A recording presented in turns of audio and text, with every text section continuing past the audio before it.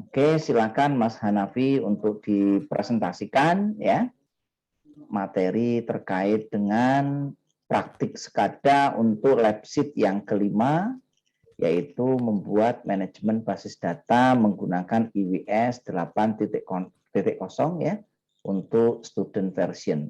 Silakan Mas Hanafi. Baik, terima kasih. Assalamualaikum warahmatullahi wabarakatuh. Waalaikumsalam warahmatullahi wabarakatuh.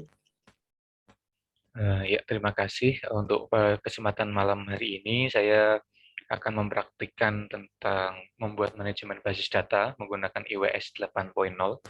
Ini langsung saja. Kompetensi yang akan kita pelajari bersama-sama pada malam ini adalah yang pertama, mampu membuat koneksi antara IWS dengan basis data diakses. Kemudian mampu membuat dan mengedit tabel ketika running time, mohon maaf. Kemudian mampu dan memahami SQL untuk manajemen basis data sederhana. SQL itu adalah structure query language atau yang bisa dikatakan memodifikasi dan mengakses data atau informasi dari sebuah area penyimpanan yang biasa kita sebut basis data atau database. Kemudian untuk alat dan bahan, di sini laptop saya sendiri berjenis HP, prosesor Intel i3. Kemudian untuk softwarenya kita menggunakan Wonderware Intusoft Web Studio 8.0, kemudian Microsoft Access, lalu menggunakan LabSheet Praktik SCADA. Yang pertama adalah untuk langkah kerja, kita membuka program software Wonderware Intusoft IWS tadi 8.0. Kita beri nama project sesuai dengan kebutuhan kita. Kemudian jangan lupa di-save. Untuk pada malam hari ini, kita akan membuat dimensi nama, memberi nama dan atur dimensi dengan ukuran sesuai lab sheet, yaitu 1024 kali 768. Kemudian klik OK. Selanjutnya, kita akan membuat screen baru dengan mengarahkan kursor pada screen. Jadi sini kita klik kanan insert, lalu kita beri nama. Kalau saya ini ya screen 2. Kemudian selanjutnya kita buka Microsoft Access-nya. Di situ kita akan membuat database baru dengan cara kita membuat database blank atau Ctrl N seperti itu. Kemudian kita kasih nama database 3 atau sesuai kebutuhan. Kemudian simpan pada direktori yang telah disiapkan. Tampilannya kurang lebih seperti berikut. Oke, selanjutnya kita tutup jendela Microsoft Access, lalu kembali ke Wonderware Intusoft. Arahkan kursor pada Project Explorer di bagian task. Jadi di bagian task di bawah, nanti kita pilih database, klik kanan connection, kemudian insert. Di situ kita akan memberikan nama. Kalau di sini latihan DB. Kemudian untuk connection string, kita klik yang titik 3 ini. Ya, jadi selanjutnya di provider ini kita akan pilih Microsoft Office 12.0 akses database engine oleh DB provider. Untuk catatan saja, kalau kemarin termasuk boleh cerita ya Pak, kemarin saya kendala di laptop saya itu Microsoft Office 12.0-nya tidak ada. Jadi saya harus menginstal beberapa terutama driver yang kurang, akhirnya muncullah Microsoft Office 12.0. Kemudian kita klik next. Setelah klik next akan muncul tabs connection. Kita di sini akan memilih data source-nya. Kita pilih sesuai dengan lokasi di mana database yang telah dibuat di Microsoft Access tadi. Kemudian kita tes connection. Kalau jadi ini ada ekspresi task connection success atau berarti sudah terhubung. Selanjutnya adalah kita kembali ke screen utama. Screen utama adalah tadi yang sudah dinamakan oleh kita screen-nya. Kemudian membuat tombol sesuai dengan panduan. Yang pertama kita buat tombol, buat tabel dalam database access. Yang kedua buat tabel button insert data. Kemudian ini ada label exit. Selanjutnya mungkin ini ya, di bagian tabel database ya, membuat tabel dalam database access, kita insertkan semacam sintaks di sini sesuai yang tertera. Kita penjelasan di sini create tabel, berarti kan di sini adalah untuk membuat tabel sesuai dengan namanya. Kemudian keterangan dari tabel 1 itu adalah nama tabel baru yang akan kita buat. Kemudian untuk nomor ini adalah nama dari kolom yang akan kita buat, ini tipenya integer karena nomor berupa angka. Kemudian yang selanjutnya data kita akan masukkan dengan jenis n varchar karena dalam data itu berupa kata-kata atau karakter. Itu kita batasi 50 karakter. Selanjutnya adalah dalam button yang insert data kita sama klik 2 kali, kemudian di bagian VB script, di bagian on down lebih tepatnya, kita masukkan scriptnya lagi, kurang lebih seperti ini. Insert into tabel 1 values 3, petik data dari WS. Jadi situ maksudnya 3 di sini adalah data yang akan disisipkan pada tabel 1. Jadi itu sudah otomatis angka 3 itu nanti akan ditampilkan ketika kita mengklik atau memilih tombol insert data. Kemudian data dari IWS itu adalah yang ditampilkan pada kolom data. Selanjutnya adalah kita membuat tampilan seperti ini. Jadi masukkan data ini berupa teks atau label, kemudian NIM dan nama juga sama berupa label.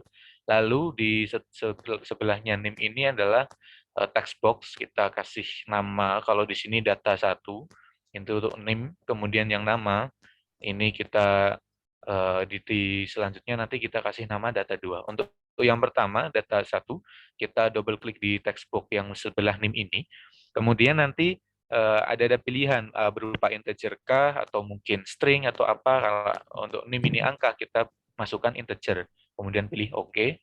Yang kedua adalah di tab di label nama, kita di text box-nya klik 2 kali sama seperti yang pertama, lalu kita kasih nama data 2. Setelahnya kita pilih data, karena data yang kedua ini berupa kalimat atau kata, jadi saya masukkan di sini string, kemudian pilih OK.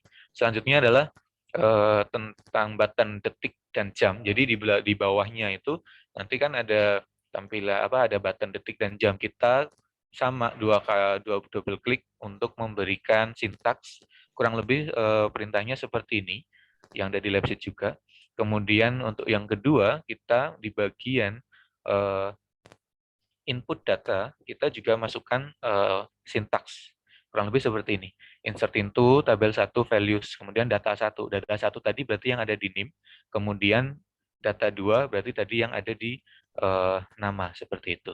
Selanjutnya, jadi mungkin sekedar ini ya, sebelum saya praktikkan ini sekedar bercerita tentang cara kerja program ini. Nanti jadi ketika detik dan jam dipilih, maka Microsoft Access itu akan menyimpan data. Jadi itu akan diperbarui dengan data waktu sesuai dengan komputernya.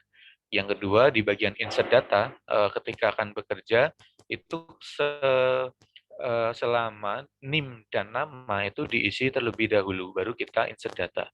Kemudian data yang dimasukkan itu akan diperbarui secara otomatis di Microsoft Access. Kemudian yang kedua, kita buat tampilan yang jenis yang ketiga. Tampilannya seperti ini, nomor sama label, kemudian data baru juga berupa label. Kemudian kita buat text box-nya di sini ada 3, ini 1, yang 2, ini yang ketiga, atau yang blank, kalau yang ini blank. Kemudian kita buat button, yang pertama tentang tampilkan data, lalu update data, button hapus data, yang selanjutnya hapus semua data. Untuk yang pertama, ada text box, karena tadi kan yang di atasnya itu kan di tampilan 2, yang tampilan 3 berarti data 3. Untuk yang sebelahnya, yang nomor, ini yang data 3.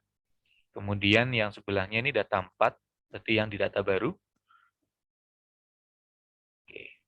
Selanjutnya, untuk text box blank, ini yang perbedaannya adalah yang sebelum-sebelumnya ini input enable-nya dicentang, tapi kalau yang data 5 karena blank, kita hilangkan centang tersebut.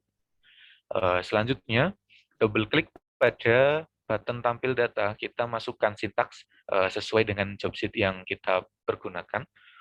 Sini kita pakai latihan DB. Latihan DB adalah nama dari database yang sudah dibuat tadi di IWS. Kemudian tabel 1, tabel yang akan menampilkan data. Kemudian data 5 di sini berarti yang data yang ada di data text box blank tadi. Kemudian double klik pada update data. Ini hampir sama seperti yang tampil data, cuman bedanya kalau di update ini kan berarti kayak merekam perubahan data seperti itu. Ini berbedanya di sini kita pakai yang data 4. Kalau yang tadi sebelumnya itu di tampilan data kita pakai data 5, kemudian kita pakai untuk nomornya ini data 3. Kalau yang update data kita pakainya data 4. Ini mohon maaf terpotong karena waktu screenshot tidak bisa, nanti pas saya praktikkan bisa kita lihat bersama sintaksnya. Kemudian untuk yang delete, kita delete from, kita masukkan sintaks seperti ini. Lalu di tampilan 4 kita membuat tabel grid. Jadi di bagian graphics kita pilih grid seperti ini. Kemudian double klik pada grid di HMI-nya, nanti akan muncul data seperti ini. Jadi yang pertama sebenarnya ini data source setting dulu kita klik atau pilih untuk memilih database untuk mensinkronkan lebih tepatnya, mohon maaf. Kemudian untuk double klik data source setting, nanti akan muncul seperti ini. Jadi karena kalau sudah terhubung, berarti di use project default, berarti ini sudah terhubung karena kita klik sama kayak tadi, kita pilih yang Microsoft 12.0 seperti itu dan seterusnya. Kemudian kita default name-nya kita ubah menjadi tabel 1, kemudian klik OK. Selanjutnya di bagian kolom, kemudian di kolom ini kita setting kurang lebih seperti ini, nomor yang di kolom pertama itu bentuknya di sini juga, kemudian yang kedua data. Selanjutnya adalah di advance. Bagian advance kita pilih tampilannya seperti ini. Kita buat di reload, data grid reload, kemudian klik OK. Selanjutnya untuk semua button kecuali di bagian untuk membuat tabel dan exit itu kita tidak melakukan treatment seperti ini. Semuanya kita, terutama di bagian on up, kita di toggle tag-nya kita beri nama data grid reload. Kemudian save and run. Kurang lebih tampilannya seperti ini. Kalau sudah tertampil semua, mungkin langsung saya praktikkan di aplikasinya. Nah, ini saya start.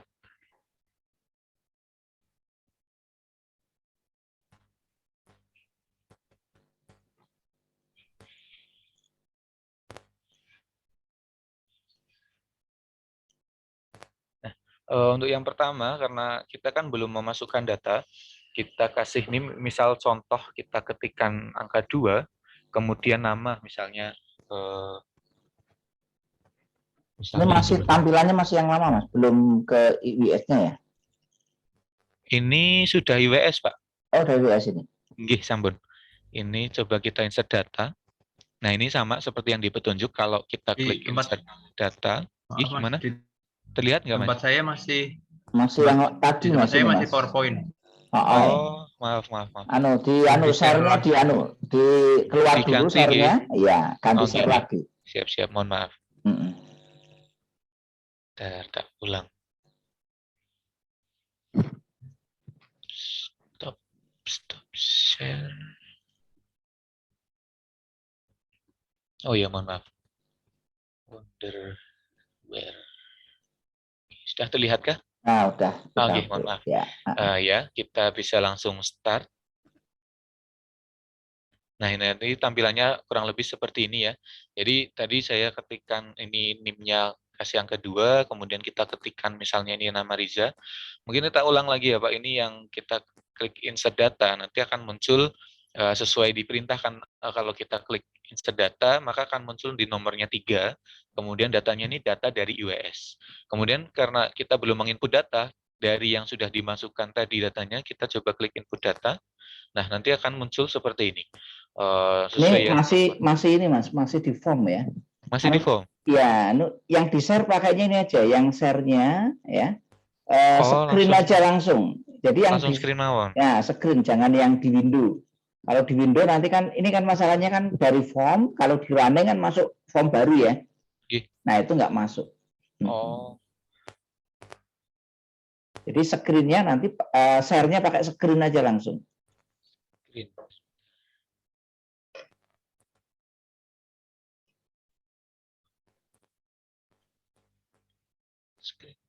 Ya, oke. Ini kan di formnya ya. Nah, ini di formnya. Setelah itu kan di running nih. Terlihat nggak, Pak? Di running. Oh, masih di form ya? Masih di form. Oh, Uh-uh. sepertinya salah sharing saya. Nah, yang di share ini Mas, di share itu pilih yang screen paling pojok kiri kanan sendiri. Oh, nggih. Oh, benar. Mm-mm. Ini sudah terlihat kah? Nah, sudah. Oke. Oke. Saya ulang saja, mungkin kita ganti datanya ya, karena tadi nggak terlihat, mohon maaf. Misalnya kita kasih nama, karena mungkin yang pertama insert data dulu ya untuk membuktikan. Nah ini kalau kita klik insert data, berarti kan ini sesuai dengan yang diperintah tadi, nomornya akan muncul 3, kemudian datanya data dari IWS. Kemudian NIM dan nama yang sudah kita ketikkan, kita coba input data. Ini sesuai juga, nomor ini dari NIM, kemudian datanya dari Fani. Kemudian untuk detik dan jam, ini adalah menampilkan waktu. Oke.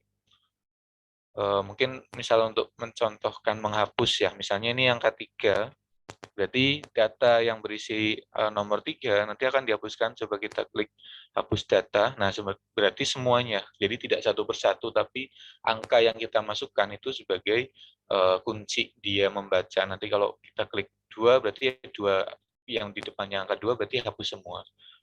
Itu. Kemudian saya coba buat tabel dalam database akses.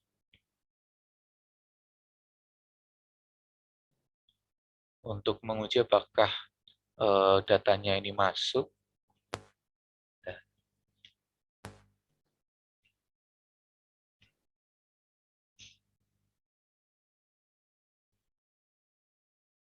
Terlihat ya Pak Microsoft Ya, Access-nya dan teman-teman? terlihat. Oke. Kalau share-nya screen semua terlihat nanti ya. Oh, okay. Ini tadi tabel 1 yang dibuat.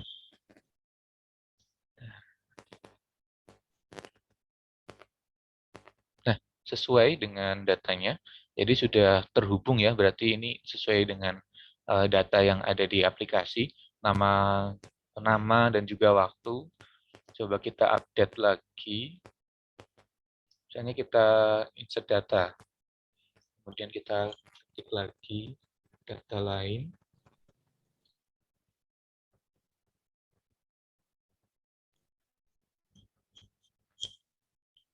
Kita coba buat tabel dalam akses, apakah muncul? Tapi nah saya yang bingungnya di sini Pak, apakah harus database-nya itu di-refresh dulu? Di-refresh ya. Perlu di-close lagi atau hanya di-refresh aplikasinya saja? Di-refresh aja, di-refresh. Oh, okay. Di-refresh muncul enggak?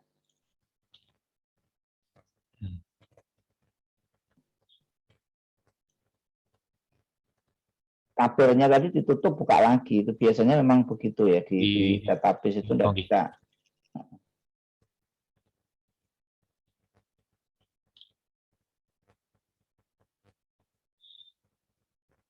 Oh ya, terlihat update datanya. Jadi kita tambahkan 2 data seperti itu. Kemudian untuk yang bagian tampilkan data sama update data, saya sebetulnya masih agak bingung untuk pengaplikasiannya, Pak. Tapi kalau yang hapus semua data, ini kurang lebih sudah bisa seperti itu. Jadi kalau untuk yang update data sama tampilkan data, Pak, saya pribadi masih belum begitu memahami. Mungkin itu sedikit presentasi dari saya malam ini.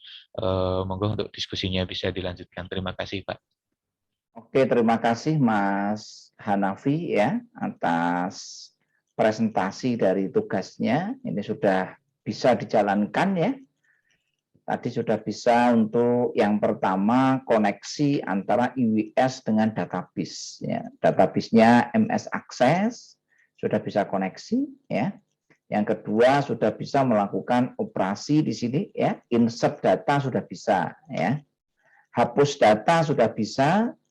Nah, yang update itu merubah, Mas. Jadi nanti dipilih datanya yang mau dirubah yang mana ya. Itu nanti kalau di update yaitu nanti ya diganti yang tadi isi datanya misalkan apa itu ya, angka berapa itu 3 atau 5 itu 5 namanya Doni ya, Dori apa Doni. Nah itu nanti diganti yaitu nanti diupdate datanya. Nah update itu nanti isinya adalah untuk melakukan ya perubahan ya. Bisa nggak itu? Coba Nambah atau ganti itu? ya, ini lebih ke nambah sih Pak, bukan ganti, belum belum belum sesuai. Belum sesuai Harusnya berarti misalnya nanti di di, update-nya. Ya, di, harusnya nanti kalau dia apa namanya mengganti itu ya, yang diganti data barunya Mas, nolnya itu loh Mas. oh Nah, ini tergantung Anda kan desainnya seperti apa. Yang untuk data itu yang mana, yang untuk update yang mana. Nah, ini biasanya kalau di database itu ada yang model tampilannya sama. Jadi nanti mainnya di variabel. Jadi supaya oh nanti tidak bingung ya. Jadi nanti di situ ada tambah data ya, ada update data, ada hapus data. Biasanya kalau di dalam database itu tampilannya sama. Ya, tinggal nanti bermain di variabel ya. Jadi nanti kalau mau insert data ya tampilannya sama dengan kalau kita nanti mau ngedit. Kalau diklik yang di ini ya, yang di apa? Grid-nya nanti otomatis tampil di sana. Coba Anda klik di grid-nya coba. kemudian gimana Pak? Yang di Jadi grid-nya, data yang ada di grid-nya itu loh. iya Data ini. yang itu diklik. Nah, ini mestinya ini kalau diklik di sini nanti datanya muncul di sana. Nah, ini belum muncul ya. Ya enggak apa-apa. Ini masih untuk update ya. Biasanya nanti kalau update itu nanti prosesnya begitu. Yang mau diupdate yang mana ya, sehingga nanti diganti. Kalau untuk menu yang sebelah kiri apa? Tampilkan data. Tampilkan data udah nampil itu? Kalau nanti ada menu tampilkan data, nanti sebenarnya itu grid-nya bisa di-hide pada saat running. Kalau kita klik itu nanti muncul datanya. Ya. Oh, okay. Jadi itu untuk ini aja. Ya, tapi ini secara umum sudah bisa ya. Tinggal nanti Anda belajar database-nya. Jadi untuk database itu adalah kumpulan tabel. Nah, ini tabelnya masih tabel sederhana, nanti di dalam aplikasi yang lebih kompleks ya, nanti kita bisa kembangkan yang menjadi database-nya yang lebih kompleks ya. Nah, tabel nanti fungsinya untuk apa? Untuk menyimpan data, termasuk nanti kalau di dalam SCADA untuk membuat history. Sehingga nanti data bisa kita tampilkan dalam bentuk grafik. Nah, cuma nanti di lab sheet ini belum sampai ke sana ini ya. Nah, ke depan ini bisa dikembangkan sehingga nanti kalau kita muncul data sekian ya, misalkan nanti kita hubungkan dengan sensor suhu. Ya, sensor suhu nanti begitu kita record selama 1 jam itu mungkin kalau kita recordnya setiap 10 detik ya kan, setiap 10 detik berarti dalam 1 menit kan ada berapa itu? Ada 60 dibagi 10 ada 6. Dalam 1 menit ada 6 data. Dalam 1 jam 6 kali 60. Berarti ada 360. Nah, itu nanti muncul data ya, datanya nanti ke record. Jadi nanti kan kalau ini kan masih pakai insert terus ya, tambah data, tambah data, tambah data gitu ya. Nah, nanti kalau kita di lab sheet yang ke berapa? 6 atau 7 ya, kita sudah terhubung dengan sensor. Nah, sensor itu nanti tinggal kita real time-nya mau kita record berapa. Setiap kali nanti kejadian 10 detik sekali di-record datanya masuk. 10 detik lagi di-record ya. Kalau sudah sampai sekian data, nanti data yang awal dihapus ya, misalkan seperti itu. Nah, nanti itu bisa ditampilkan dalam bentuk ya graf ya, grafik ya. Sehingga nanti ini diakses nanti bisa dikembangkan dalam bentuk grafik sehingga nanti muncul tampilan dalam bentuk grafis ya, data-datanya nanti seperti apa. Nah, ini contoh pengembangannya ya. Bisa dipahami semuanya? Ya, Pak. Ya, itu salah satu nanti pengembangannya ya. Sehingga nanti di dalam apa namanya aplikasi SCADA, DCS itu biasanya nanti bentuknya adalah historical data. Histori datanya seperti apa? Naik turunnya bagaimana? Biasanya kan kontrol itu ingin kita memantau besaran-besaran yang kita pantau. Apa besaran yang kita pantau? Yang pertama bisa temperatur, ya, bisa pressure, bisa flow, ya, bisa level, dan lain sebagainya. Nah, nanti itu bisa kita lihat ya, per detiknya. Kalau itu nanti real time-nya kita setting per detik. Kalau kita setting 10 detik, ya nanti per 10 detik. Sehingga nanti kita bisa ngerti, oh perkembangan sistem itu seperti ini. Sehingga nanti kalau sistem menunjukkan gejala mau masuk ke dalam batas atas atau batas bawah, kemarin itu sudah dipraktekkan ya untuk alarm ya.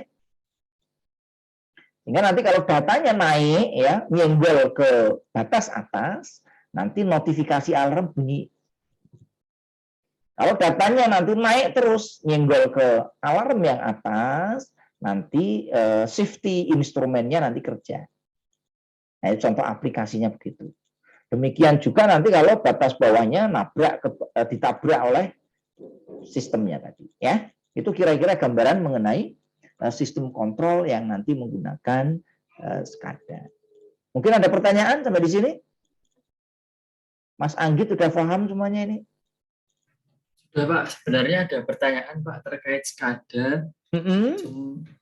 Itu kan di tempat saya bekerja itu ada satu trouble Pak, tepatnya di Profinet. Nah itu kalau misal Profinet itu kan di jaringan datanya ya Pak? Ya, Profinet itu protokol Mas.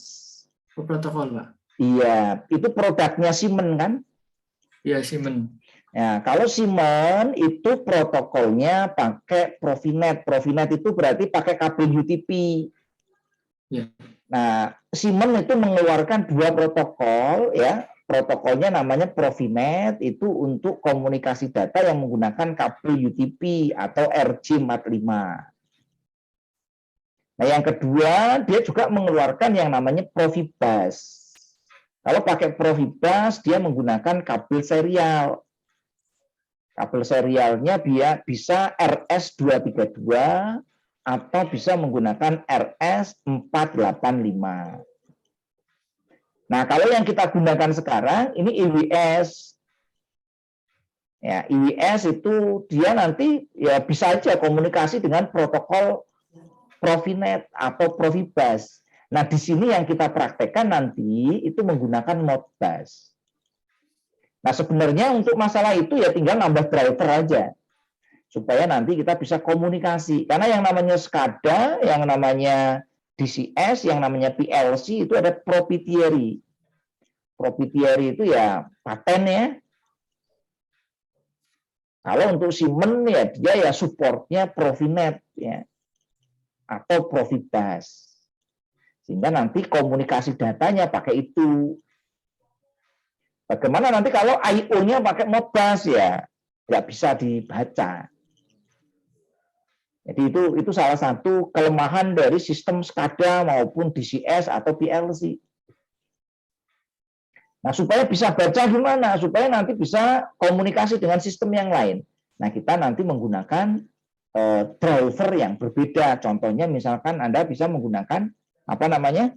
OPC, Open Protocol Control. Ya. Nah, dengan OPC itu nanti kita bisa semacam kayak kita masuk ke dunia web ya. Web itu Anda mau pakai Android, Anda mau pakai Windows, Anda mau pakai Mac ya, OS, Anda mau pakai Symbian, pakai Java, pakai apapun tidak ada masalah. Asalkan Anda mengaksesnya dengan menggunakan protokol TCP/IP. Ya. Nah, itu salah satu untuk komunikasi yang multi platforms. Nah, di SCADA itu sebenarnya desain awalnya tidak multi platform karena dia bergantung pada vendornya, ya. Begitu ya Mas ya, kira-kira Mas Anggit ya terkait dengan masalah Profinet. Nah, kalau nanti ada trouble Anda dicek aja dulu masalahnya di mana. Masalahnya apakah di hardware-nya atau di software-nya. Ya, karena nanti ini bisa masalahnya di hardware-nya, bisa di software. Yang masalah itu apanya, Mas? I/O nggak bisa dibaca atau apanya? Itu ya, Pak. Output-nya tidak bisa terbaca. Jadi dia tidak bisa mendapatkan datanya, Pak. data dari sensornya atau outputnya? Dari sensornya juga, Pak. Semuanya Ya. hilang, jadi tidak bekerja. Nah, itu artinya ada beberapa masalah itu. Bisa karena memang apa namanya, dari sisi jaringannya ya, itu tidak terbaca ya, atau tidak dikenali ya. Alamatnya udah benar, Mas. Settingnya udah benar. Sudah, Pak. Ya, kalau settingnya sudah benar, tetapi tidak bisa terbaca, mungkin bisa di masalah softwarenya, ya ini tadi ya di jaringannya. Nah ini nanti harus dicek lagi ya kaitannya dengan itu supaya nanti bisa terbaca ya. Oh ya, kalau terus ini Pak, satu lagi untuk pengecekan trouble itu juga sekada, lebih tepatnya Siemens itu menggunakan tias Siemens itu bisa enggak ya Pak? Ya pada intinya SCADA itu software ya. SCADA itu kan sebenarnya kita beli software, kalau produknya ya standar ya sebenarnya. Produknya itu hampir-hampir sama ya. Kita mau pakai produknya apa ya. Nah pengecekannya tadi ya pengecekan ya kita dari sisi hardware-nya kita cek, dari sisi software-nya juga kita cek. Ya kalau pakai Siemens ya pakai bawaannya Siemens nanti ya. Jadi pakai nanti pengecekannya di situ. Kalau dari hardware-nya nanti kita cek ya. Dari sisi tegangannya, outputnya itu keluar enggak, arusnya keluar atau enggak ya. Itu pakai analog atau digital, Mas? Untuk yang sensornya. Sensornya itu yang analog itu yang seperti apa ya Pak? 20 mA atau pakai digital. Keluarannya sinyalnya. Sensornya sensor analog atau sensor digital. Kalau analog itu yang continuous kan dia. 420 mA. Sensornya itu berapa ya? Saya lupa ya Pak. Soalnya ada beberapa sensor yang berbeda Pak. Kalau yang digital itu kan modelnya on off Mas. Discrete ya. Jadi misalkan kayak pressure switch, kayak level switch, limit switch itu digital itu. Dia hanya punya dua kondisi ya. Tapi kalau yang ada Pak. Limit switch itu kan itu masuknya kan sensor yang discrete ya. Discrete itu yang digital. Artinya dia posisinya cuma ada dua. Tapi kalau yang sensor seperti suhu itu kan continuous tuh. Masuknya analog ya. Nah, datanya nanti dikirim ke situ. Nah, itu nanti bisa dicek ya, apakah sensornya itu memang kerja atau tidak. Jangan-jangan sensornya memang tidak mengeluarkan sinyal gitu ya. Oh iya Pak. Ya, terima kasih Pak. Sama-sama Mas ya. Yang lain mau ditanyakan silakan Mas Hanafi atau Mas Isna. Mas Isna udah paham semuanya?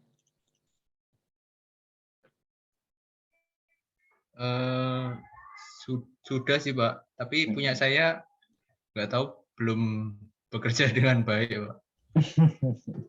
Ya nanti dicoba lagi ya. Nah mungkin untuk database, apa ini ada case sensitif itu nggak sih Pak untuk komunikasi skripnya? Kalau untuk ya untuk skripnya sih enggak sih sebenarnya. Skripnya kan standar itu ya. Huruf besar, huruf kecil maksudnya kan? Ya. Ya itu enggak sih kalau diaksesnya enggak ya. Anda boleh pakai huruf besar boleh sih ya. Tapi coba aja misalkan kok enggak jalan Anda pakai yang itu ya. Skripnya dijalankan dulu, diaksesnya jalan enggak? Ya. Jadi SQL itu kan skrip ya untuk akses, misalkan tadi ada create ya, ada update, ada delete, ada select ya, ada select diurutkan ya. Nanti kita bermacam-macam, kita bicara tentang skrip yang digunakan untuk database. Nah, database nanti ada macam-macam. Kelemahannya database akses itu tadi, kalau kita melakukan perubahan dia tidak real time ya. Dan akses memang digunakan untuk database standalone. Nanti kalau untuk jaringan, Anda bisa kembangkan nanti pakai database-nya pakai MySQL atau pakai PostgreSQL. PostgreSQL itu free, gratis. Kalau akses kan bayar. Kalau PostgreSQL itu atau MySQL nanti bisa kita kembangkan untuk database jaringan. Sehingga nanti datanya bisa diakses di website. Misalkan data dari ini mau diupload ke website, ya nanti tinggal database-nya pakai ini. Dan itu nanti database-nya bisa mengakses ke server. Sehingga nanti bisa ditampilkan dalam bentuk web, ya. Nanti bisa dikembangkan juga nanti untuk IoT dan lain sebagainya, ya. Bisa dipahami ya, Mas ya? Oke. Mas Hanafi, sudah paham semuanya? Mungkin ya itu Pak, yang di bagian tampilkan data sama update data saya belum begitu ini ya, di prakteknya masih kendala juga. Ya, update data itu tadi ya, merubah data. Jadi nanti silakan dipahami untuk desain formnya ya. Desain formnya nanti mestinya kalau mengupdate data di situ, kalau nanti di sini yang kita tampilkan datanya itu ini ya, misalkan tadi itu 55 ya. Nanti kalau diupdate itu diubah. Data yang ada di situ kita ubah. Ada data nomor sama datanya itu jamnya mau diubah ya, nanti tinggal diupdate aja di situ. Ya. Itu kaitannya dengan update. Nah, perintahnya nanti untuk update nanti dicek ya. Perintahnya ya, kalau di modul sudah oke ya, sebenarnya perintahnya ya update itu kalau di dalam modul ya. Nah, nanti silakan dikembangkan lagi ya, supaya nanti bisa lebih paham lagi terkait dengan masalah perintah-perintah SQL ya di database. Oke, cukup hari ini? Mungkin itu Pak untuk lab sheet selanjutnya, apakah kita menetapkan apakah menggunakan Arduino atau berganti lab sheet seperti itu Pak. Kemarin belum tersolusikan Pak. Oh, yang lab sheet ke-6, 7, 8. Iya Pak. Ya, lab sheet ke-6 itu ini pakai Arduino ya. Nah, Anda kalau mau pakai yang lain nanti ya tinggal diganti drivernya aja. Ya. Drivernya nanti untuk koneksinya dengan ini ya. Ini nanti Anda bisa apa namanya bisa diganti di situ. Nggak ada masalah. Anda boleh pakai yang lain ya. Sambil dicoba, saya belum pernah pakai yang lain sih masalahnya ya. Anda punyanya apa Mas Anggit? Saya belum beli Pak. Jadi kemarin mau beli itu tapi ini apakah lab sheet-nya lanjut yang ini atau ganti gitu Pak? Oh gitu ya. Iya. Mau diganti yang gimana maksudnya? Mau diganti yang IoT aja? Biar lebih saya ini ya. persetujuan teman-teman Pak. Gimana Mas Isna? Mau diganti yang lebih ini atau yang pakai ini?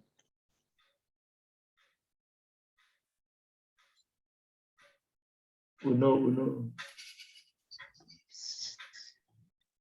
Atau mau pakai?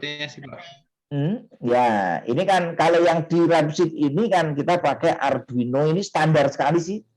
Arduino yang kita pakai kan Arduino Uno ya. Arduino kan ada 3, Arduino Uno, Arduino Nano, sama Arduino Mega.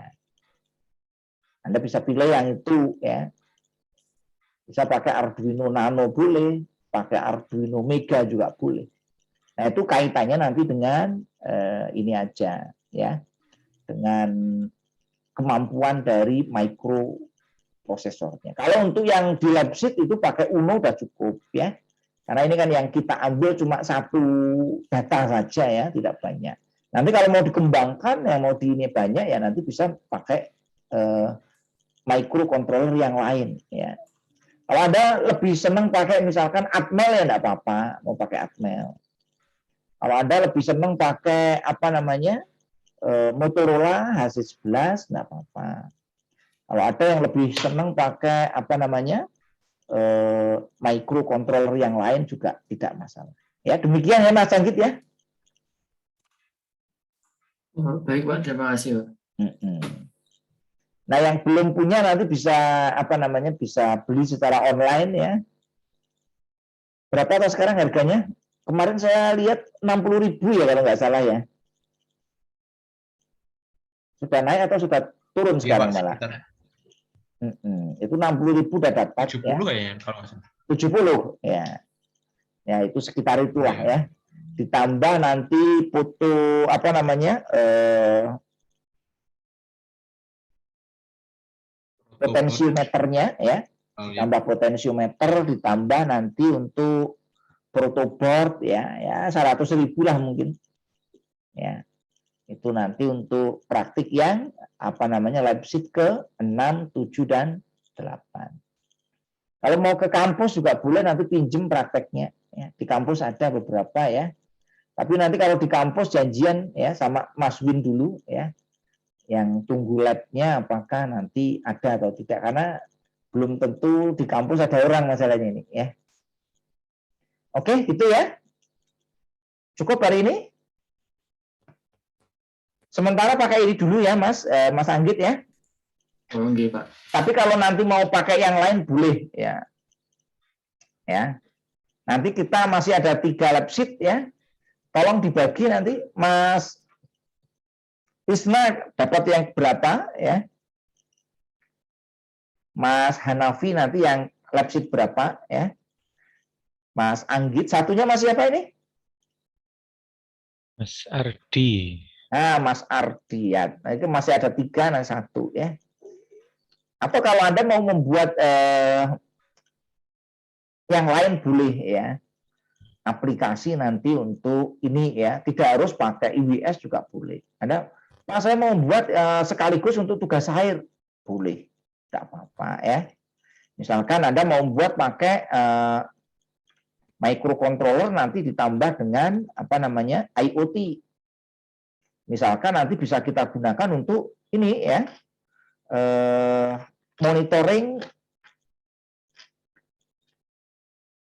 panel listrik atau bisa juga nanti untuk monitoring ya motor listrik atau trafo ya.